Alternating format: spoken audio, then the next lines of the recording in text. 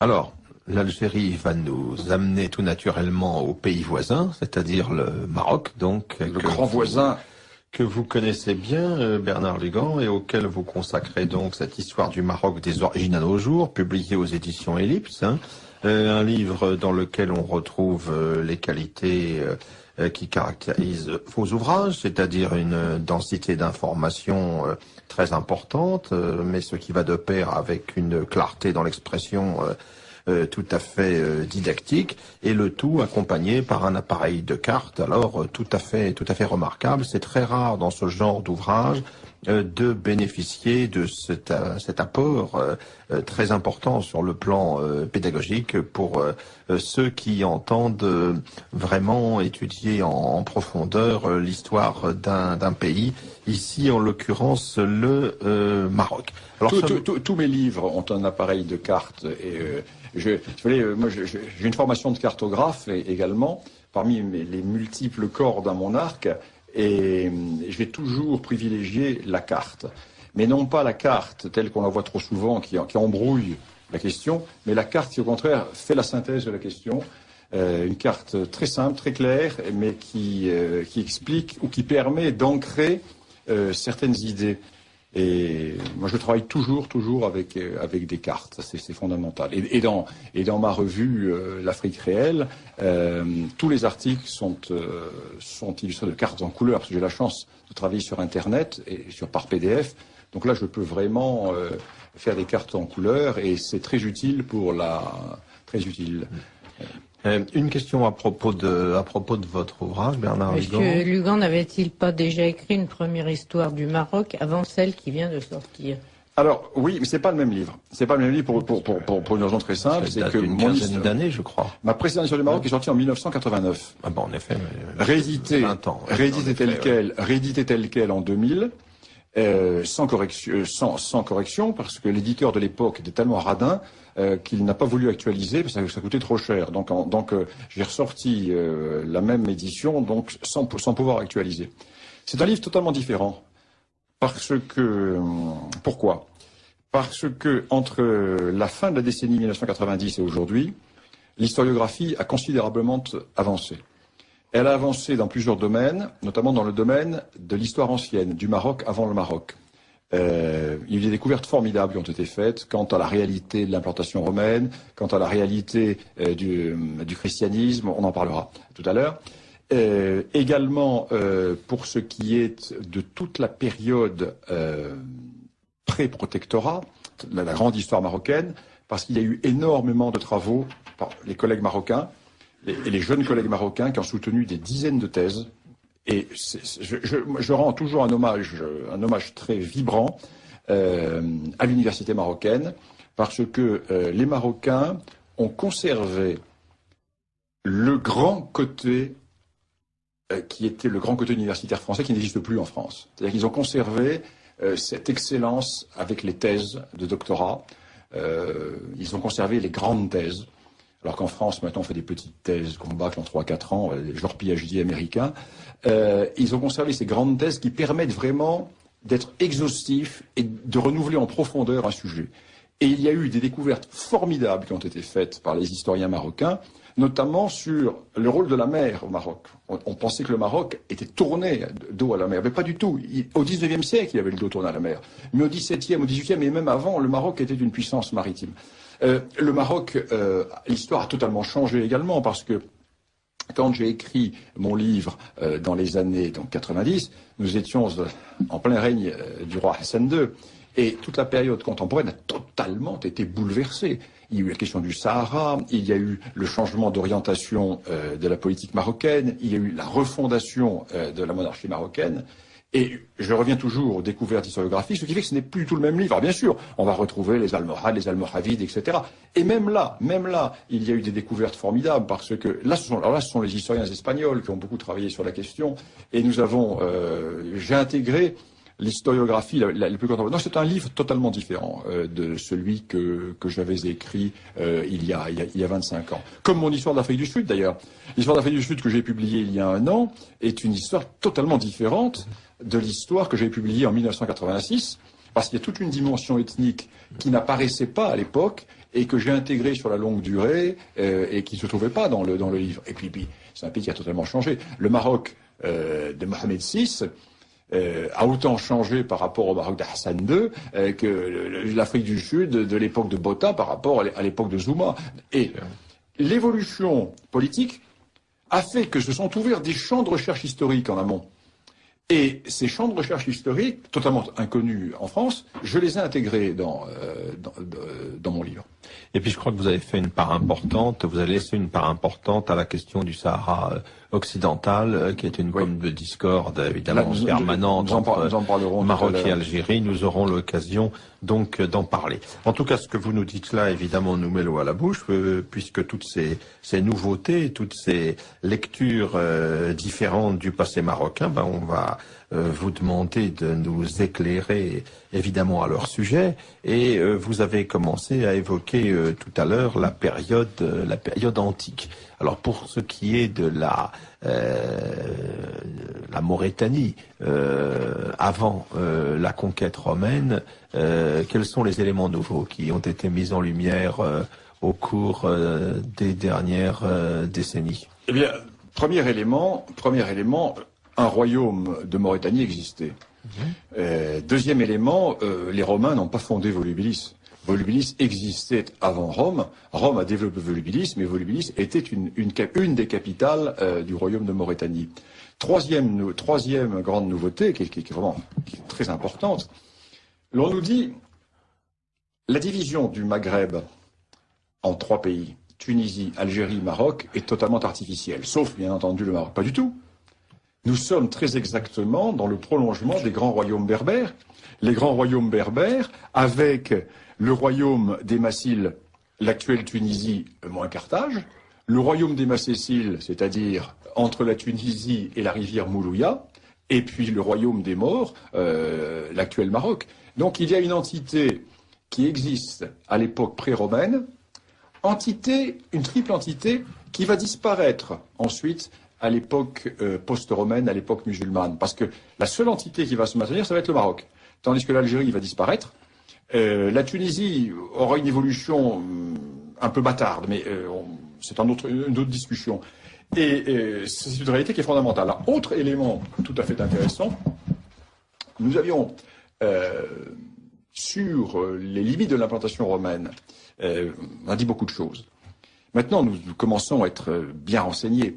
Le Maroc actuel n'a jamais été profondément romanisé. Il y a une zone qui a été très romanisée, c'est l'extrême nord, la région de Tanger. La région de Tanger, les ports du Rif, mais les Romains ne sont pas rentrés dans les montagnes du Rif.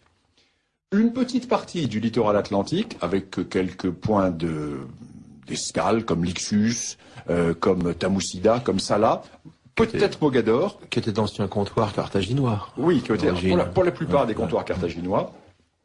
Et à l'intérieur, les Romains avaient en fait installé une pénétrante jusqu'à Volubilis, et au sud de Volubilis avaient 2 ou 3 petites garnisons, dont Tokolosida et Elgour.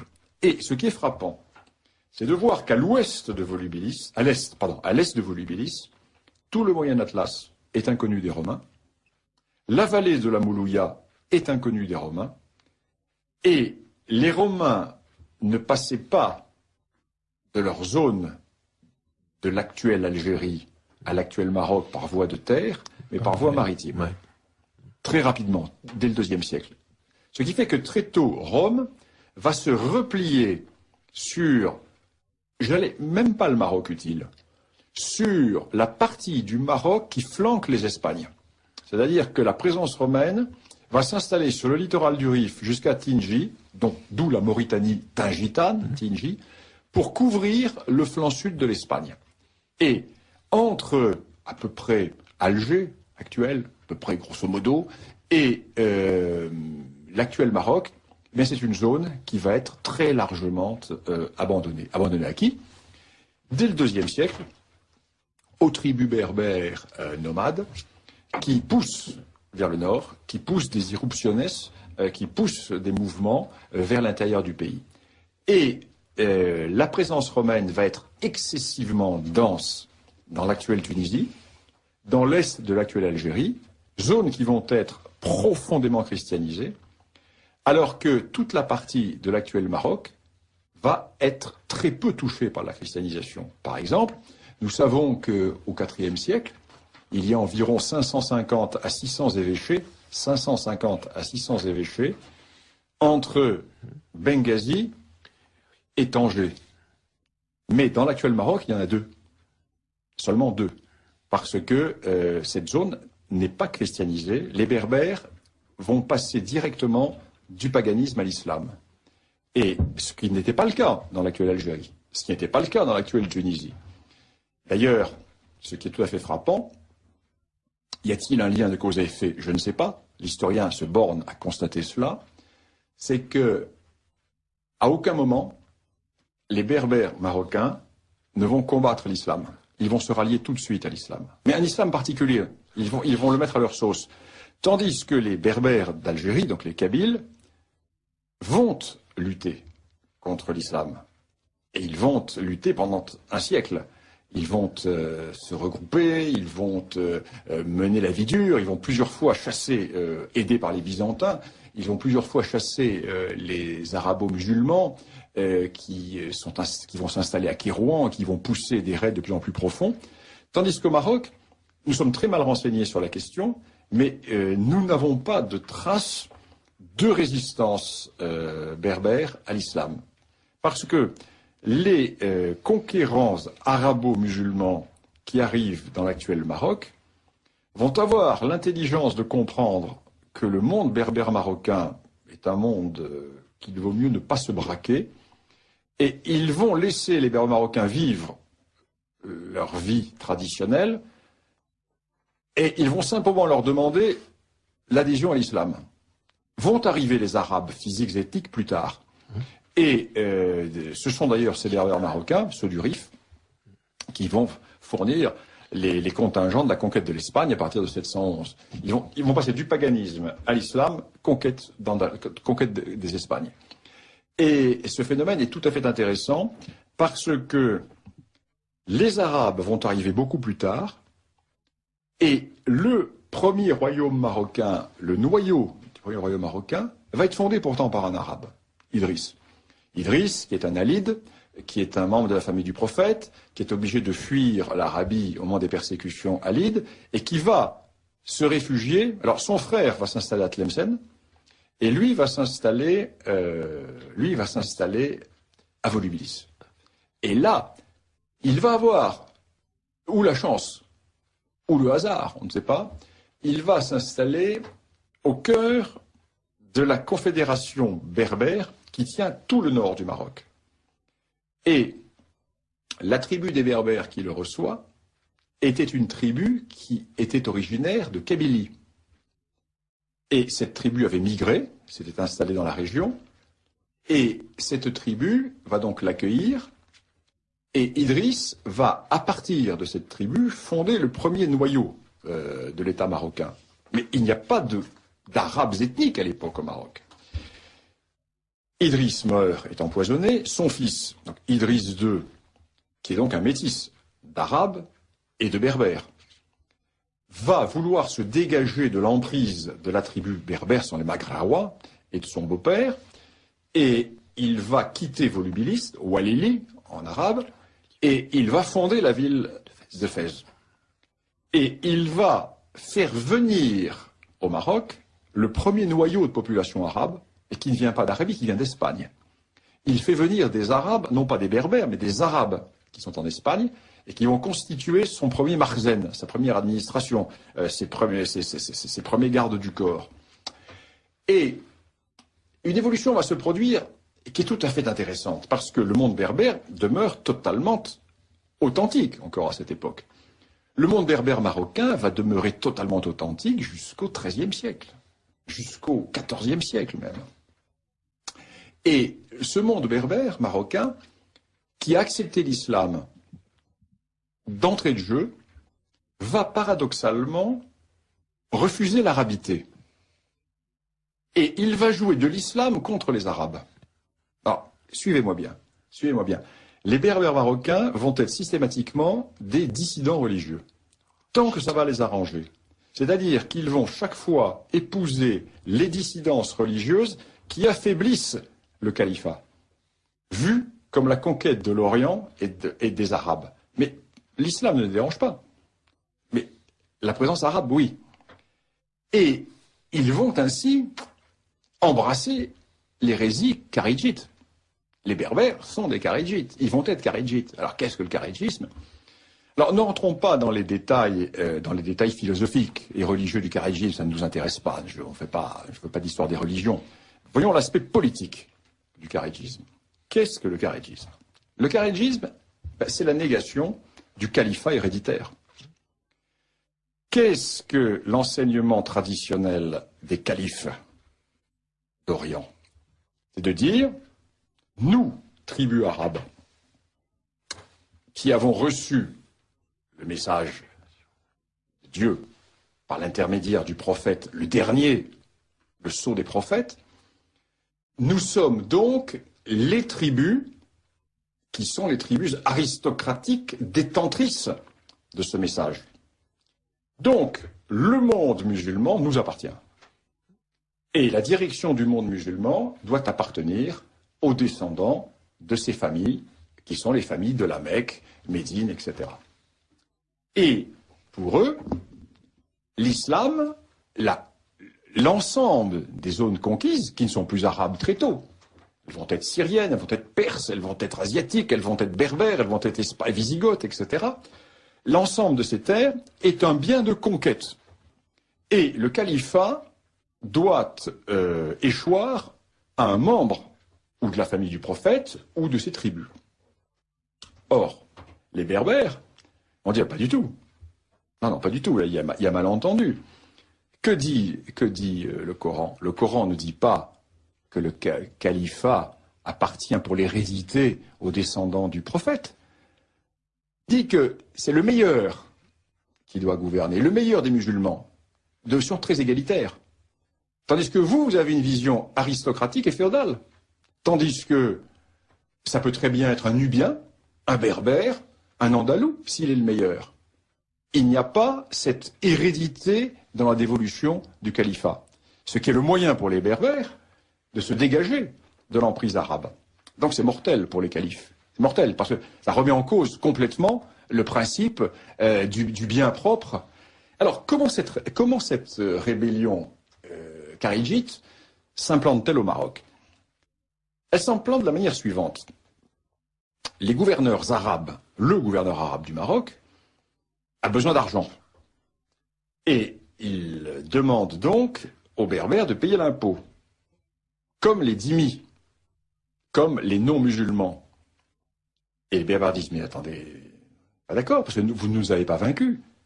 Que les Kabyles de la région de Tunis ou de la région d'Alger payent l'impôt, peut-être, parce qu'ils ont été vaincus de guerre. Mais nous avons adhéré à l'islam. Et non seulement nous avons adhéré, mais en plus, c'est nous qui avons fait la conquête de l'Espagne. D'ailleurs, nous avons des fiefs en Espagne que nous ont donnés les premiers conquérants arabes. Donc, si vous nous demandez de payer l'impôt, c'est que vous nous considérez comme des vaincus. Or, nous ne sommes pas des vaincus, c'est de notre plein gré que nous avons adhéré à l'islam. Et c'est ainsi qu'ils vont rentrer dans cette hérésie kharidjite, et ils vont, grâce à l'hérésie kharidjite, repousser le pouvoir arabe.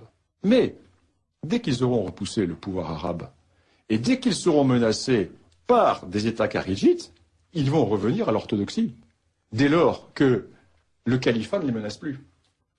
Donc ils vont jouer, ils vont faire un nationalisme, ils vont procéder à un nationalisme berbère sans en avoir conscience, en jouant chaque fois des contradictions de l'islam.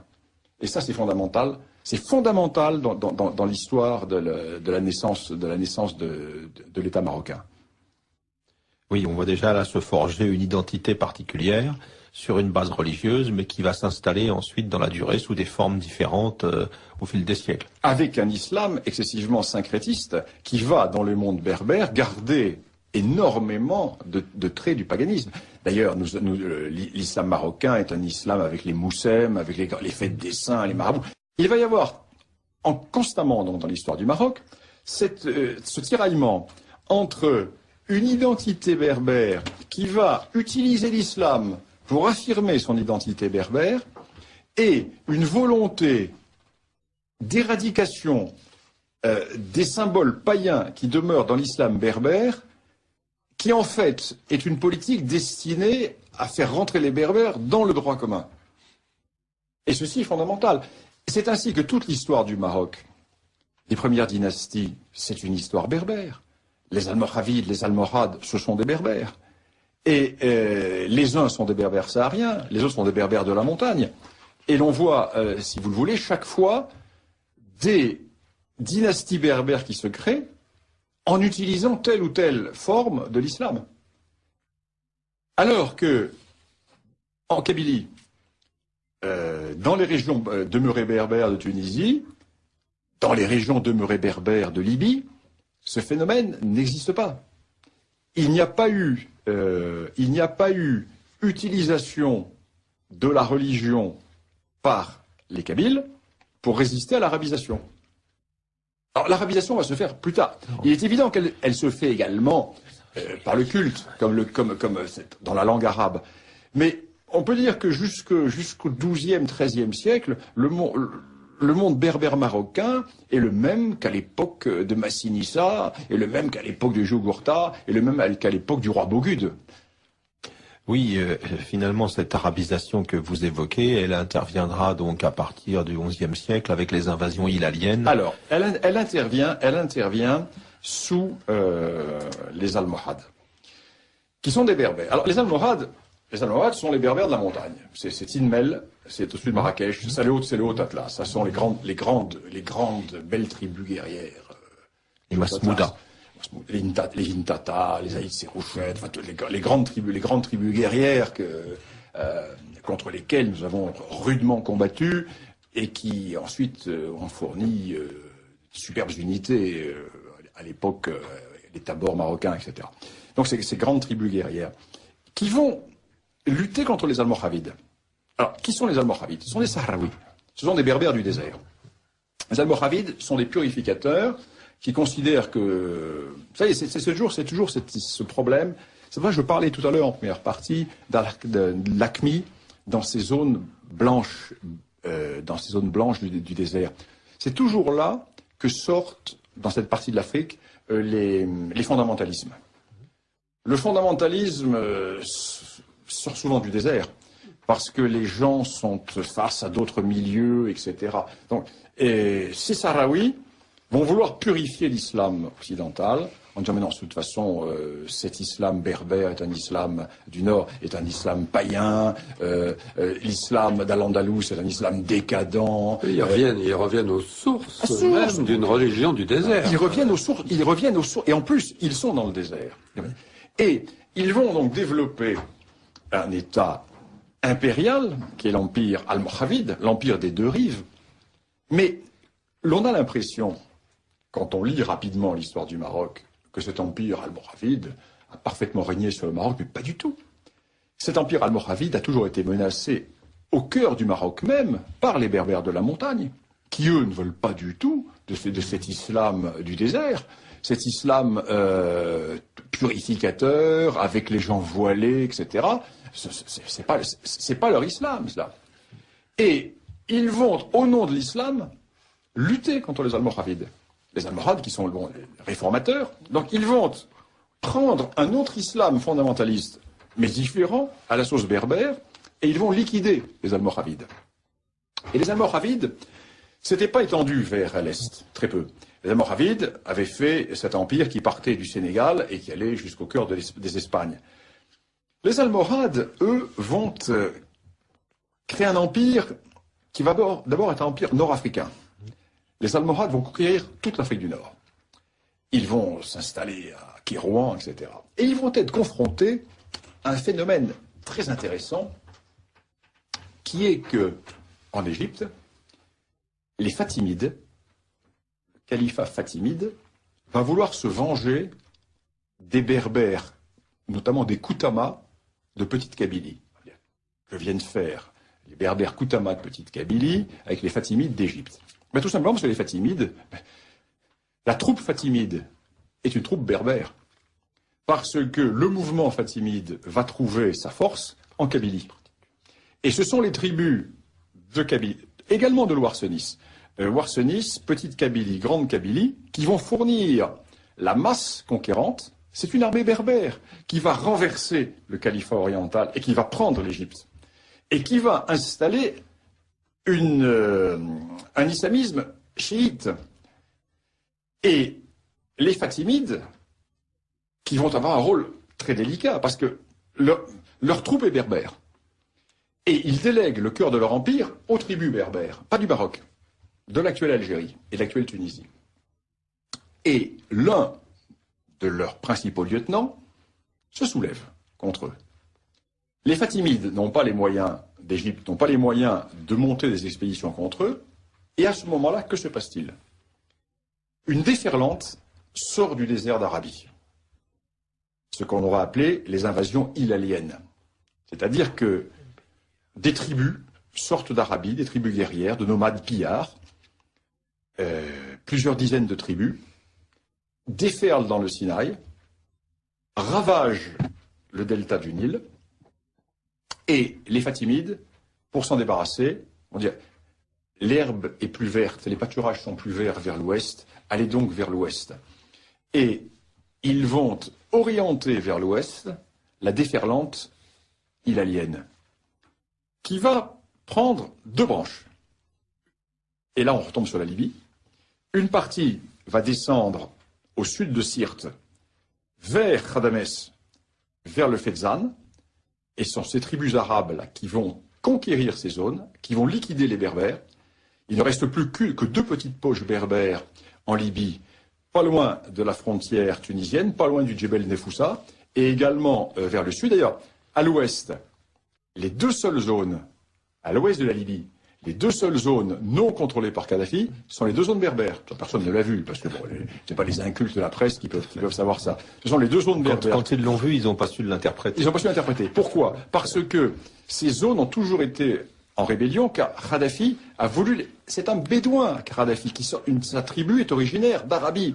C'est un bédouin qui veut arabiser les Berbères, et il a éradiqué la berbérité en Libye. Sauf ces deux zones, qui sont les deux zones au cœur de la confédération qui soutient Kadhafi, qui lutte contre lui. Ça, c'est intéressant de voir ça. Alors donc, ces tribus avancent, elles vont complètement ravager la Libye, elles vont complètement détruire. Jusqu'à cette époque, la Libye avait des vergers, avait des arbres fruitiers. Tout est rasé, tout est pillé. L'actuelle Tunisie est complètement détruite. Et les Berbères almohades se portent au-devant d'eux pour les repousser. Et là, se passe un événement assez extraordinaire, c'est que l'armée berbère almohade écrase les Arabes, les écrase. Et les sultans almohades, au lieu de les renvoyer vers l'Est, sont à ce moment-là sollicités par la Reconquista que vous connaissez bien, Philippe Conrad, la Reconquista chrétienne qui redémarre en Espagne, et les princes musulmans qui avaient fait appel aux Almoravides, qui ensuite s'étaient retournés contre les Almoravides, face aux dangers chrétiens, font appel à nouveau aux Marocains, et cette fois-ci aux Almohades, et les Almohades se disent, plutôt que de passer tous ces Arabes au fil de l'épée, on va les prendre comme soldats, on va les envoyer en Espagne pour faire la guerre contre les chrétiens. Mais, manque de chance, le sultan meurt, et son successeur se retrouve avec sur les bras toute une série de tribus. Les Beni Solahem, les Beni Mahil, etc. Et il va, au lieu de les repousser, les installer dans la zone qui ressemble territorialement le plus à leur zone de départ, la vallée de la Moulouya, qui sépare l'actuelle Algérie de l'actuel Maroc.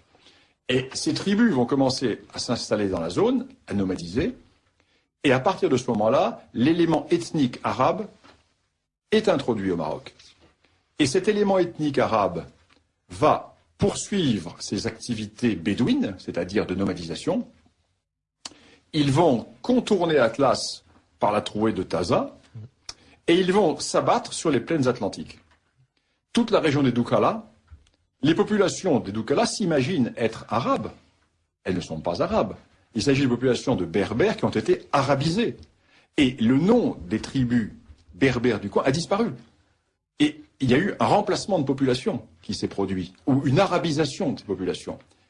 Et c'est à ce moment-là que la coupure pleine montagne va se faire, qui n'existait pas auparavant, parce que les berbères étaient partout.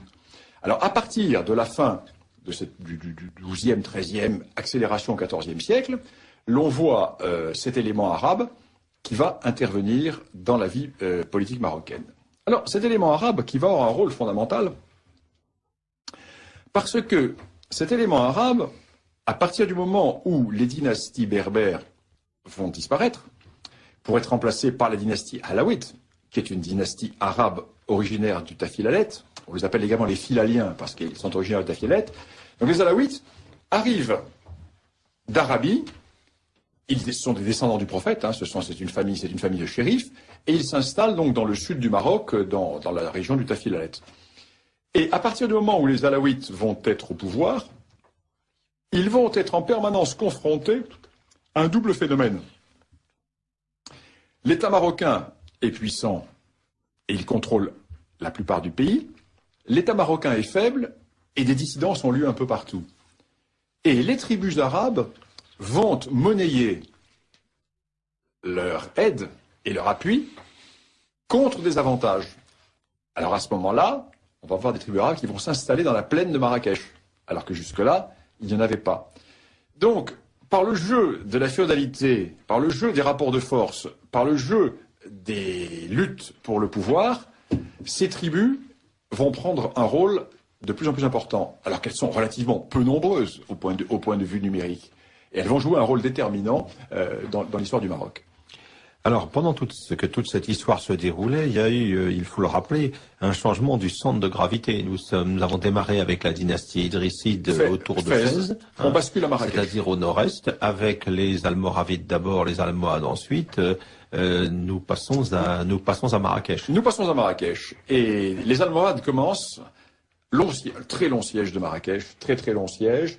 Les Almoravides sont repliés dans leur cité. Et finalement, les Berbères de la montagne, les Almohades vont réussir à prendre la ville de Marrakech. Ils vont passer tout le monde au fil de l'épée. Tous les Almoravides vont être passés au fil de l'épée. Et les Almohades vont détruire le palais des Almoravides. Et sur les ruines du palais des Almoravides, ils vont construire la Koutoubia, la grande mosquée. Et Marrakech va devenir la capitale du Maroc, alternativement avec Fès. Donc en fonction des dynasties, Fès, Marrakech, ou parfois d'ailleurs les deux.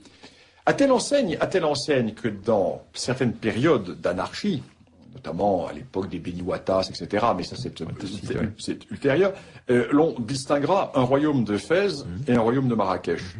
Et disons que, comme le temps passe, l'unité marocaine va être refaite tout au long du règne des sultans alaouites, avec un double basculement.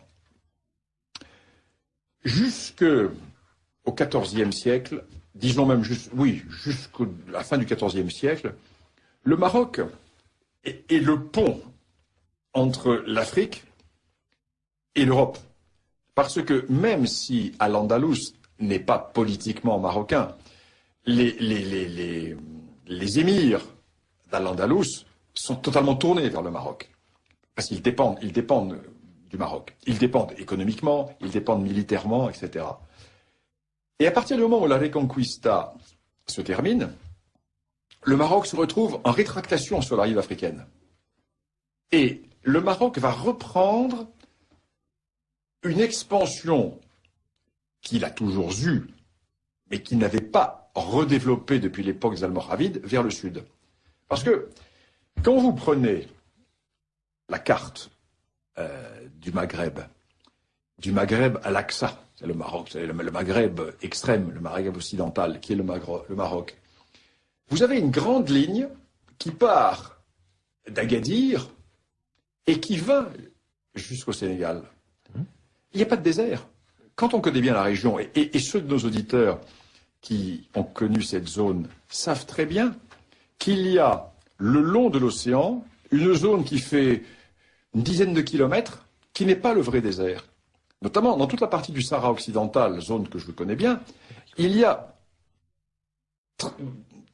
rapproché les unes des autres des petites cuvettes qu'on appelle les graras, qui reçoivent la nuit un minimum d'humidité maritime, qui fait que l'on peut, par endroits, cultiver, et il y a un minimum de pâturage. Ce qui fait qu'il y a un axe nord-sud, le long de l'Atlantique, qui est une route de migration et une route de commerce qui est tout à fait idéale, qui ne sera pas toujours utilisée, parce que les Rghibat vont souvent, la tribu des Rghibat va souvent couper cette route, ce qui fait que, bien souvent, des routes plus centrales du Sahara vont être utilisées, mais les Marocains vont les contrôler.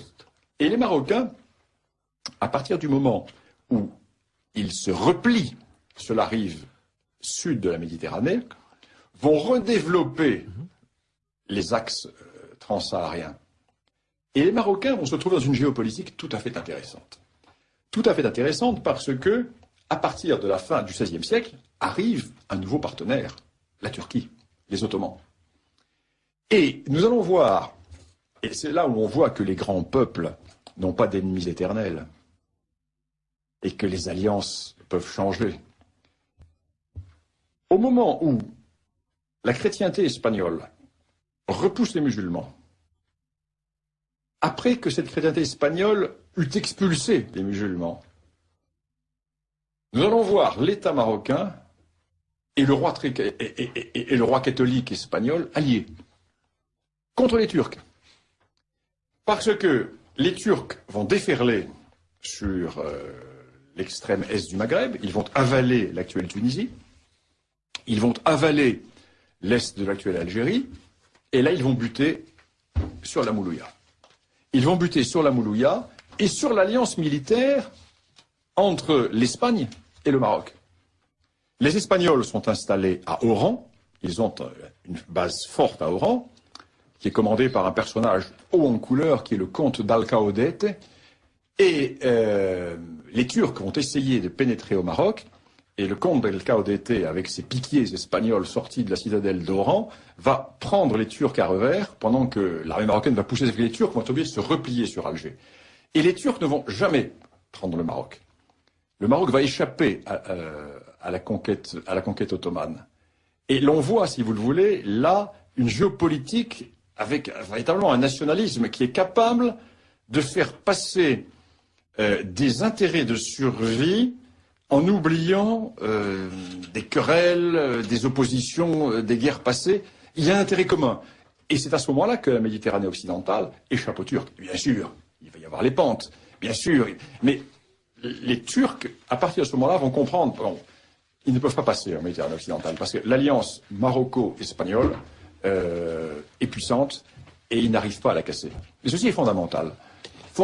Et dans le même temps, ce Maroc qui a été en quelque sorte bloqué vers le nord par la victoire de la Reconquista ibérique, il va orienter son expansion vers le sud à l'époque de la dynastie saadienne, où on va voir les Marocains, après le fameux combat de Tondibi, s'emparer de Tombouctou et pousser ainsi jusqu'au Niger. Alors là, il y a un espace d'expansion marocaine qui permet de mieux comprendre aussi les débats autour du Sahara, les nostalgies qu'entretient au Maroc la perte de Tindouf au profit de l'Algérie. Alors il y a une très belle histoire, parce que la conquête du Pachalik de Tombouctou par les sultans marocains qui vont combattre et qui vont vaincre l'empire Songhai, l'empire de Gao, l'empire des Songhai, est une superbe histoire parce que les Marocains vont lancer à travers le Sahara une expédition maritime, une expédition guerrière, qui comportera des bateaux en pièces détachées pour pouvoir naviguer sur le Niger, pour battre les flottilles de l'Askia Mohamed.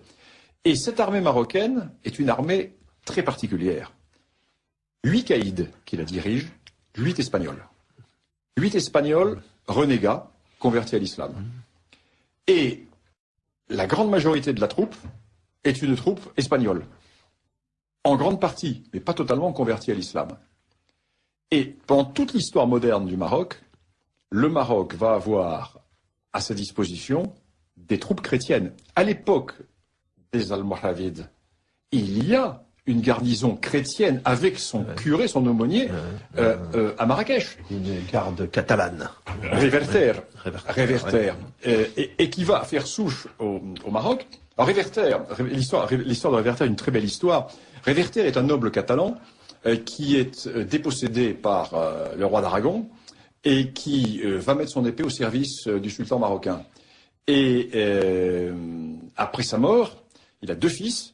Et finalement, il est restitué ses fils sont restitués dans leur baronnie, et l'un des fils reprend sa baronnie dans la région de Barcelone, et l'autre se convertit à l'islam, et va faire souche au Maroc, comme guerrier, et comme grand féodal, à la cour des sultans.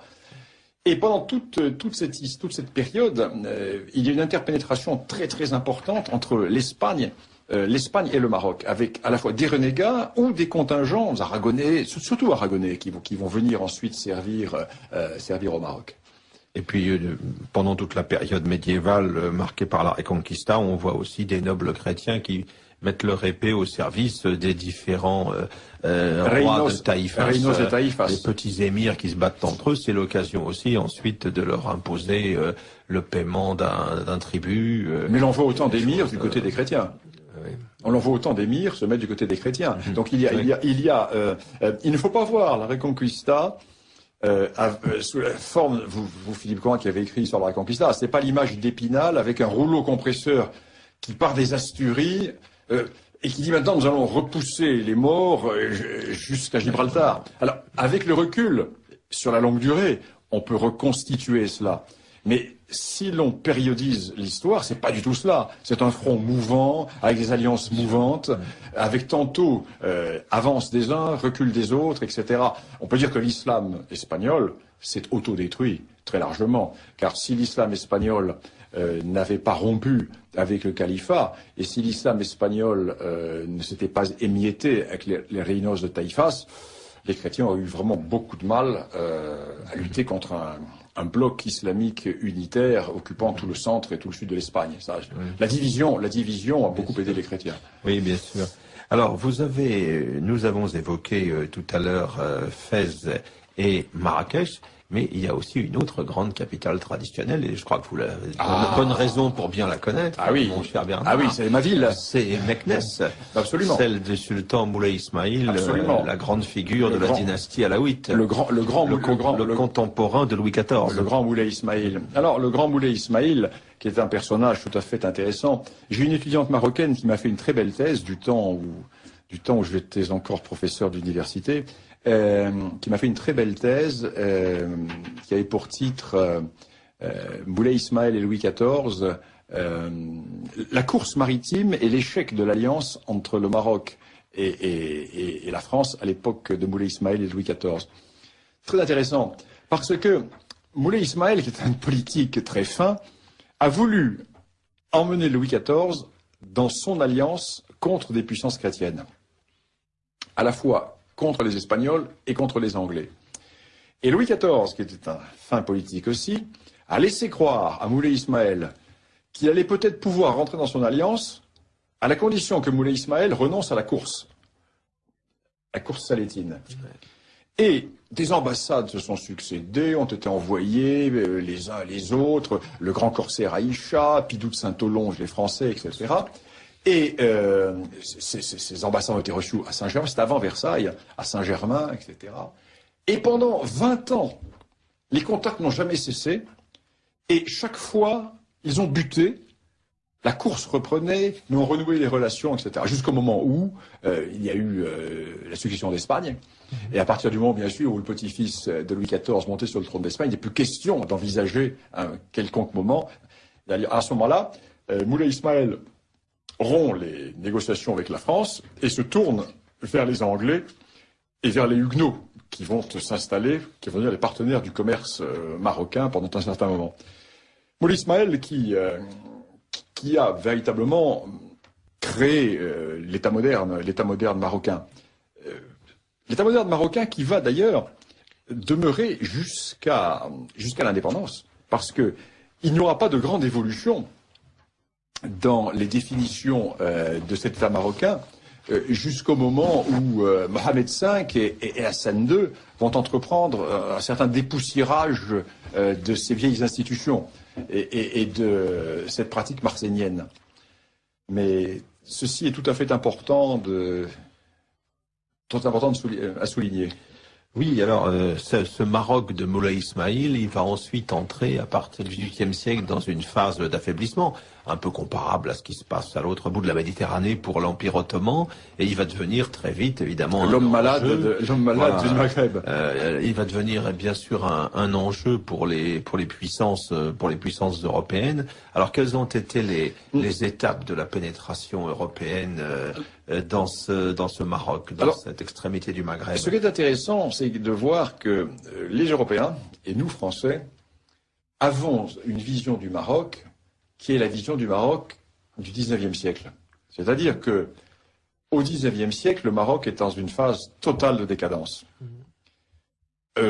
L'État se délite, l'autorité du sultan se délite, les tribus de la montagne sont quasiment indépendantes, et nous fondons toute notre analyse, héritée encore aujourd'hui, sur cette situation. Comme si le Maroc avait toujours été, comme si la France avait toujours été en état de la guerre de 100 ans. Comme si la Chine avait toujours été celle du break-up of China. Voilà. Et dislocation complète. Or, c'est pas du tout cela dans la longue durée. Le Maroc sort d'une grande phase d'expansion, entre dans une période de décadence pour des raisons X ou Y, des raisons militaires essentiellement. Parce que le Maroc ne va pas prendre le parti de la modernisation militaire. En grande partie parce que son système l'interdit. Quel est le système? À partir du moment où il n'y a plus de mercenaires, il y a eu les mercenaires chrétiens, ensuite il y a eu les abides, les mercenaires noirs, mais comme ces abides se soulèvent, le sultan les liquide, donc il n'y a plus de mercenaires. Ce qui fait que les sultans vont créer, fonder, enraciner leur pouvoir sur la fidélité de tribus que l'on va appeler les tribus marzènes. Tribus qui sont fidèles et qui vont lever l'impôt pour le compte du sultan en échange d'avantages territoriaux et de la dispense d'impôts. Et tout le XIXe siècle va être l'histoire de la lutte des tribus marzènes contre les tribus non marzènes. La notion du bled Siba et du bled marzène, qui est une notion très récente, qui n'était pas une notion qui existait dans l'ancien Maroc. Alors, bien entendu, c'est pas que l'histoire du Maroc a complètement été renouvelée depuis certaines années, depuis une quinzaine d'années. Quand vous lisez les livres d'histoire du Maroc des années 50 ou autres, l'on vous parle du bled marzène et du bled Siba comme si c'était immémorial, mais pas du tout. C'est une période de décadence. Et dans chaque période de décadence, il y a le bled marzène et le bled Siba. Alors, le bled marzène, qui va être plus ou moins fort, plus ou moins réduit. Et sous certains souverains, le bled marzène, c'est la ville de Fès, et même pas les collines du Moyen Atlas autour, parce que le sultan est complètement assiégé dans sa ville de Fès. Alors, en même temps, cette vision-là permettait de justifier aussi le protectorat, l'intervention de la France, qui construisait en fait solidement un État marocain viable. C'est pas ce qu'a dit Lyautey. Lyautey va reconstruire, pas construire. Lyautey ne parle pas de construire, il parle de reconstruire. Oui. Alors, donc, nous en arrivons au Maroc qui intéresse les puissances. Alors, quelles sont les puissances intéressées par le Maroc? L'Angleterre, bien entendu. L'Espagne. L'Espagne va vite être écartée parce que les Espagnols ont d'autres problèmes et ils vont être engagés dans leur guerre avec les États-Unis. L'Espagne va être également dans un état de profonde décadence. L'Espagne va prendre des miettes au Maroc, mais avec des difficultés terribles à l'issue de défaites militaires. Même avant la guerre du Rif, il y a des défaites considérables que subissent les Espagnols à la fin du 19e, au début du 20e. L'Allemagne. L'Allemagne va comprendre très tôt que la France ne lâchera pas le Maroc. L'Angleterre va monnayer, des échanges vont se faire, et l'Angleterre va soutenir la France en échange de l'aide que la France va apporter à la politique anglaise dans l'océan Indien, en Égypte, etc. L'Allemagne va faire monter les enchères. L'Allemagne ne va pas chercher vraiment à prendre pied au Maroc, mais l'Allemagne va chercher à sauvegarder au maximum ses intérêts. Et finalement, la France est la grande bénéficiaire. La France est la grande bénéficiaire, pourquoi? Parce qu'il y a l'Algérie. S'il n'y avait pas eu l'Algérie, la France ne se serait pas lancée sur le Maroc, parce que le parti colonial, ce que l'on appellerait les impérialistes maintenant, autour d'Eugène Étienne, etc., ont une priorité qui est fonder définitivement la présence française en Algérie. Or, pour fonder définitivement cette présence, il faut assurer la paix à l'Est et à l'Ouest. Alors, à l'Est, la Tunisie va être avalée rapidement, ne posera pas de problème, mais à l'Ouest, c'est un autre morceau, le Maroc. Ce qui fait que la France va procéder en tâche d'huile, va pousser au maximum la frontière de l'Algérie vers l'Ouest. C'est à ce moment-là, d'ailleurs, que les oasis sont rattachés à l'Algérie. L'Algérie, qui n'a jamais existé et qui, par définition, ne possédait pas le Sahara, va se voir administrer le Gourara, le Tidikelt, la Saoura, qui étaient des régions qui étaient marocaines, qui dépendaient de pachas marocains. Les archives marocaines que j'ai consultées, j'ai longuement travaillé dans les archives marocaines, nous avons les daïrs de domination des pachas dans toutes ces régions, dans toutes ces vallées, dans toute cette chaîne d'oasis. La France va pousser jusqu'au moment où l'anarchie va être telle au Maroc que nous allons réussir à imposer le protectorat. Alors là commence véritablement une autre histoire.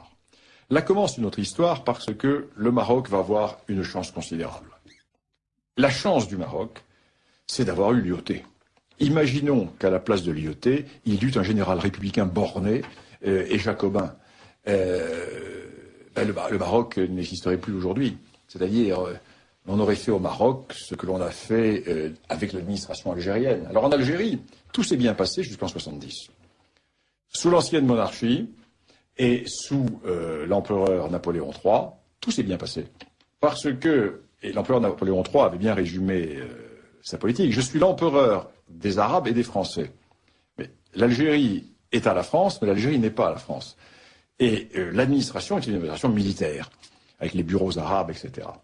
En 1870, poussé par le cardinal Lavigerie, on ne dira jamais assez le mal qu'a fait le cardinal Lavigerie, à la fois pour une famille politique, mais également pour la colonisation. Le cardinal Lavigerie est un des responsables de l'échec de l'Algérie française, car ce que ne savent pas nos auditeurs, c'est que Lavigerie est allé à Tours, auprès du gouvernement insurrectionnel, le gouvernement de Tours, ministre de l'Intérieur Crémieux, et tout l'appareil doctrinal de Crémieux sur l'Algérie, c'est Lavigerie qui lui a rédigé. Moi, j'ai publié dans mon histoire de l'Afrique le document de Lavigerie remis à Crémieux. Et Crémieux va appliquer, ne parlons pas des décrets Crémieux, c'est une affaire annexe, mais l'administration, la fin des bureaux arabes, le jacobinisme, le rattachement directement à Paris, etc. Ce qui va provoquer Mokrani, ce qui va provoquer la révolte kabyle.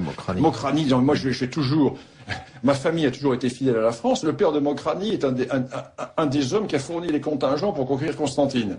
Et tribu totalement fidèle à la France. Du jour au lendemain, on enlève les cadres militaires et on met l'ancien préfet du Rhône qui arrive, qui parle pas du Rhône ou du Calvados, peu importe. L'administration jacobine, civile, dans toute son horreur, dans tous ces gens gris, qui connaissent pas les langues du pays, qui sont transposés. Le jacobinisme dans toute son horreur.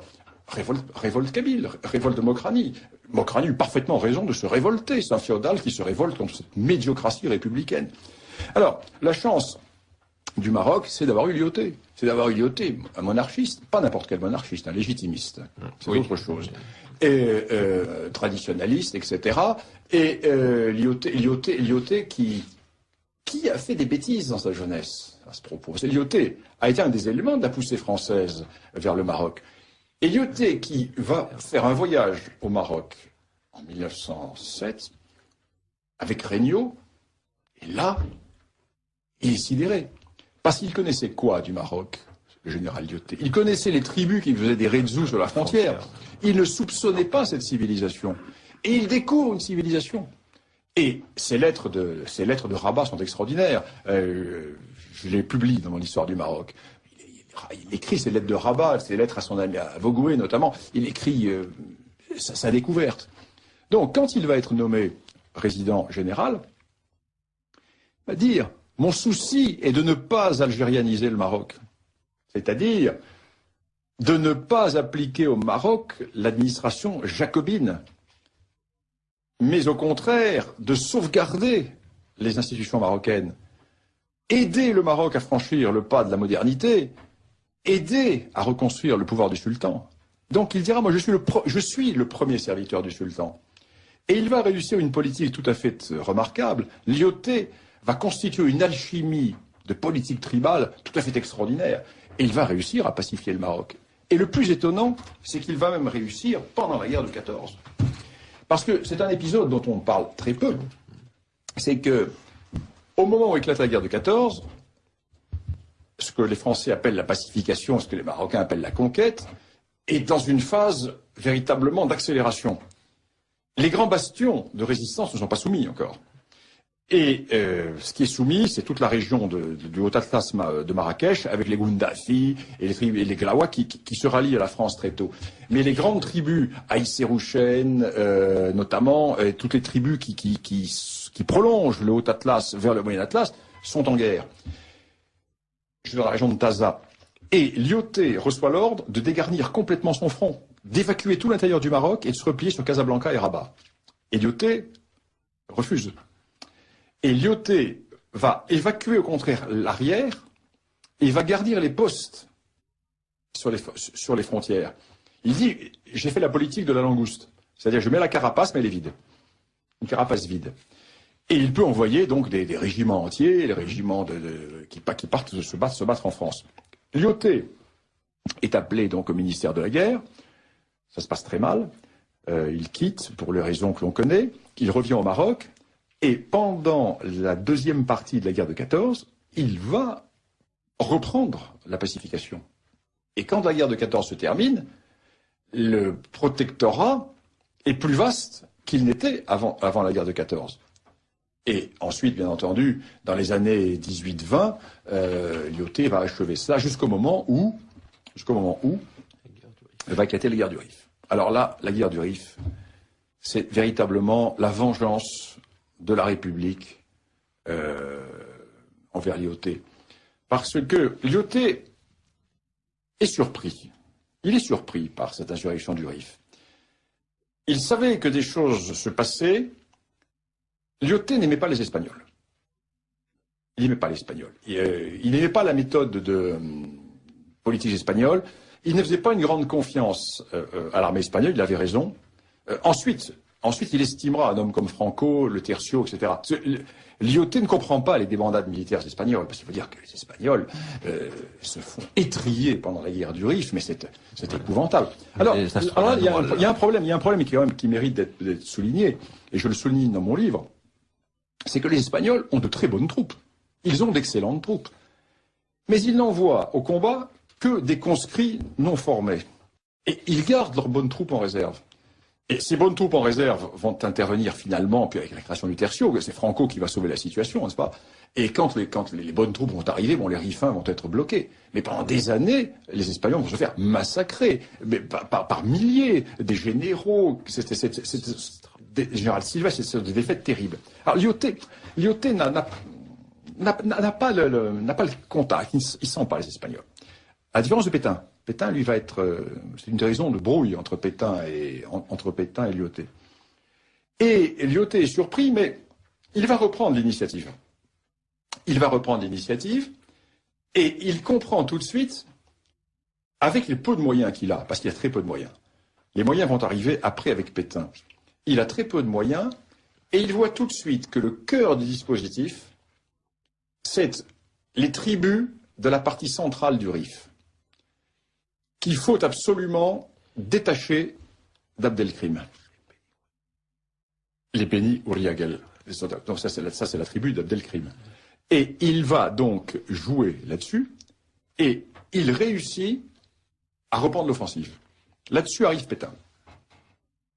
Quand Pétain arrive, la situation est redressée. Pétain arrive en tant qu'inspecteur de l'armée, et Pétain va rédiger un rapport aussi injuste que méchant à l'encontre de Lyautey.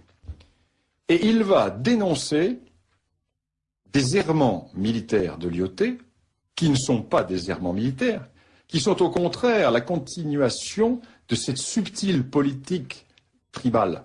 Parce que l'IOT part du principe qu'il ne faut pas éliminer, il ne faut pas exterminer une tribu, car cette tribu va devenir notre allié. Donc il faut la soumettre dans l'honneur. Et Pétain va, lui, prôner la guerre à outrance, la guerre d'écrasement. Et ce rapport est fait par Pétain donc à Paris. Changement de gouvernement. Les adversaires de l'IOT arrivent au pouvoir. Les sensibilités réactionnaires et de l'IOT commencent un peu comment dirais-je, à énerver dans les hautes sphères dirigeantes de la République. C'est l'époque du cartel des gauches. Tout à fait. Et Pétain, lui, n'est pas suspect. Pétain est un officier républicain. Et Pétain est envoyé au Maroc avec une mission très claire, doubler l'IOT dans le domaine militaire.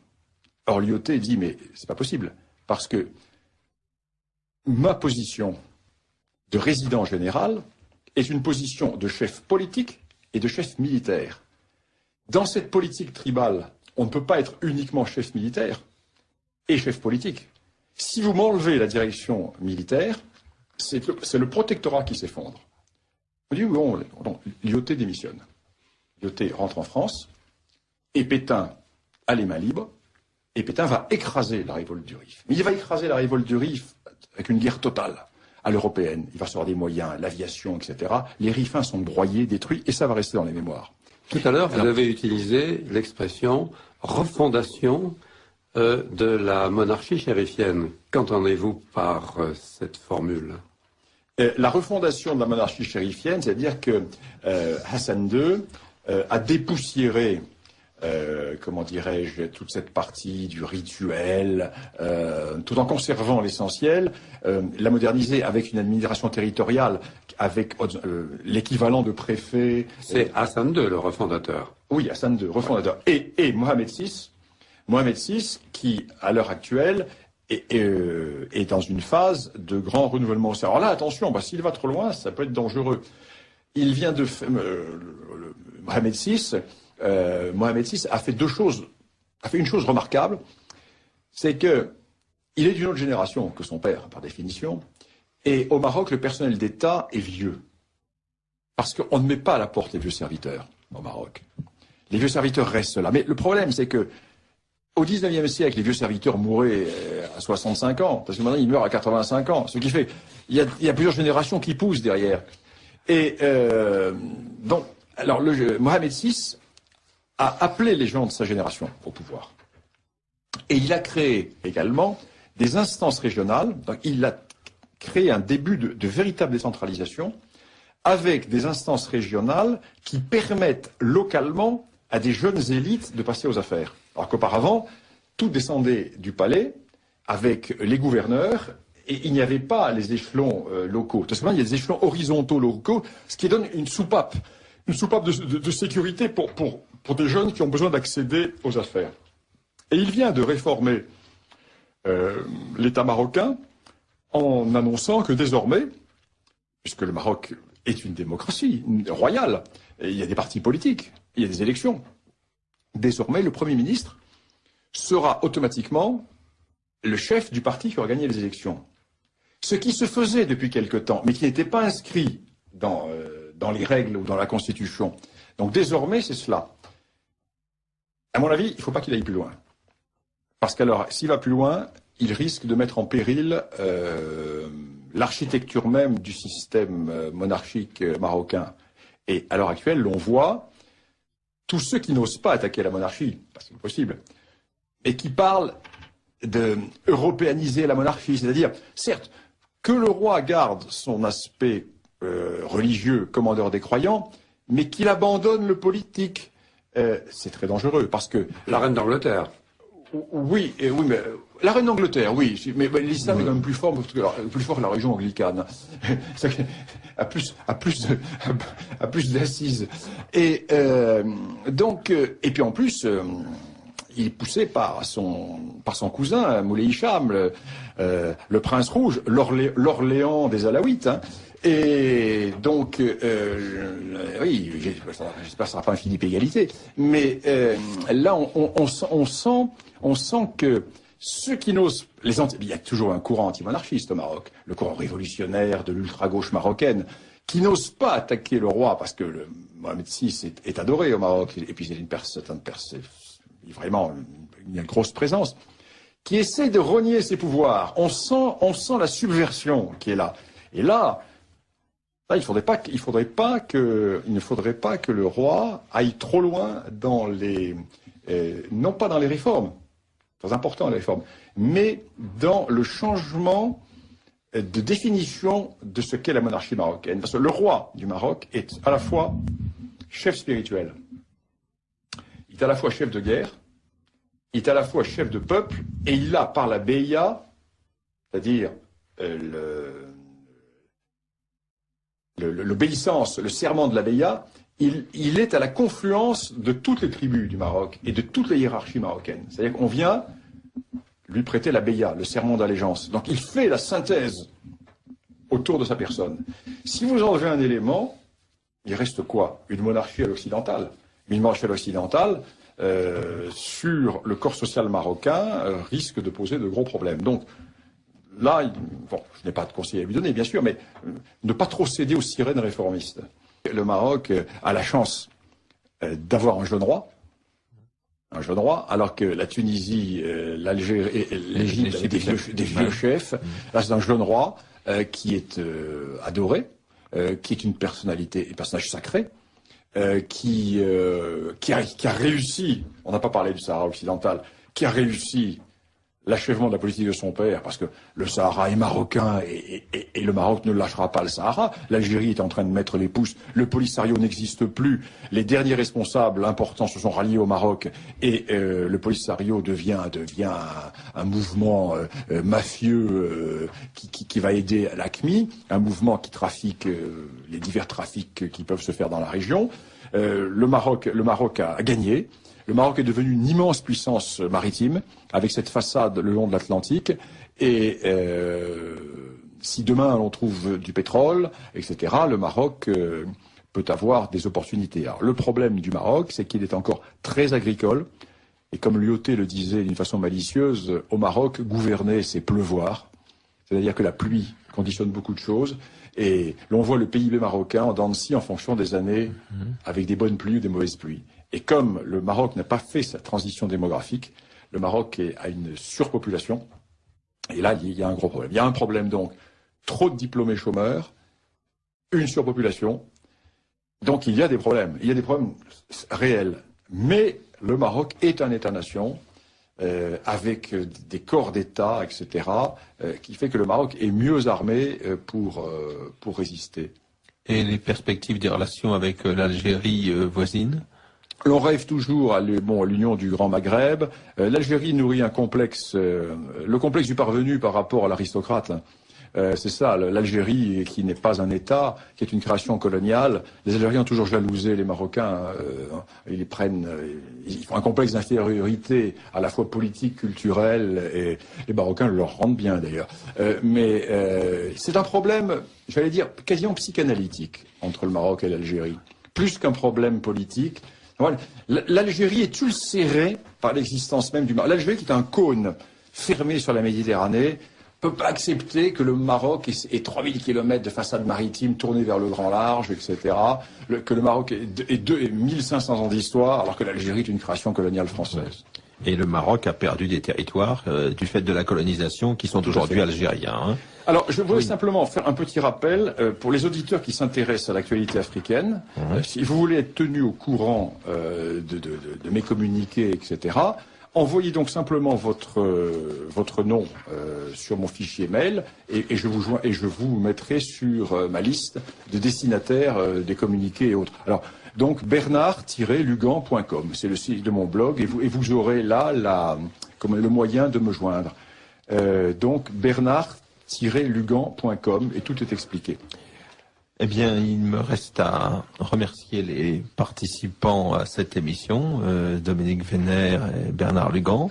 Merci également Françoise Varlet. Nous nous retrouverons maintenant le 26 avril.